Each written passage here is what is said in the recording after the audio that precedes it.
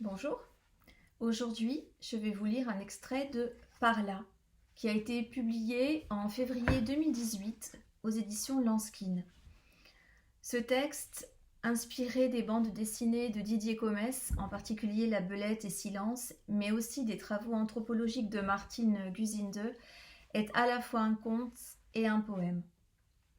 Dans l'extrait que je vais vous lire, on a l'héroïne, qui est le fruit d'une tragédie épouvantable, qui s'adresse à son père adoptif, euh, puisqu'elle veut se venger, enfin elle veut venger sa mère, en particulier les conditions de sa naissance. Père, la sagesse ne s'apprend pas au galop du cheval. Mon cœur galope plus vite encore. À défaut d'être sage, je saurais être juste. Je ne suis pas une dans mon corps, et l'histoire dans le trop-blanc de l'œil m'empêche de dormir. La dette est lourde dans la chair. Laisse-moi osciller dans leur nuit, c'est là que je suis vivante.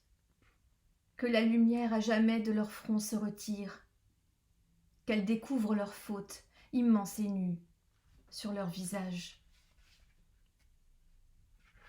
Fille, ta blessure supplie, tourne ton cœur sur lui-même. La moitié veuve de tes racines n'est pas assez profonde pour soutenir ton arbre. Tu ne reviendras pas la nuit d'avant ta vie pour poser des questions, attendre la réponse. Cette ligne entre tes yeux est le semis de ton après. Tu te peux, ferment et sacre, source et couronnement, indivisible, comme il suffit un jour d'être pour ensuite n'être plus. Quand tu sauras l'enfer du noir sous l'absolu du bleu, tu n'auras plus besoin de nom pour revenir au monde. Père, ma colère dévale les ravins, aucune roche ne l'arrête. La crue est incessante et je respire à peine au fond de ma noyade. En moi se dresse une reine vaincue, ses armes abandonnées dans la boue du chemin. Le feu sous sa tombe, pareil au sang des veines, rôde ralenti comme un chien devant l'âtre. Elle posera sur mes yeux, ses yeux restés ouverts dans la mort. Le brasier sous la terre gagna le village la nuit. 4 hommes furent saisis de fièvre au mi-temps du sommeil.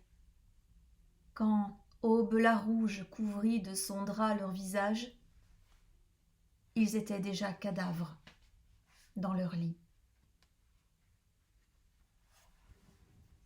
Par là, aux éditions Lanskin, et bon anniversaire à Catherine Tourné aujourd'hui même.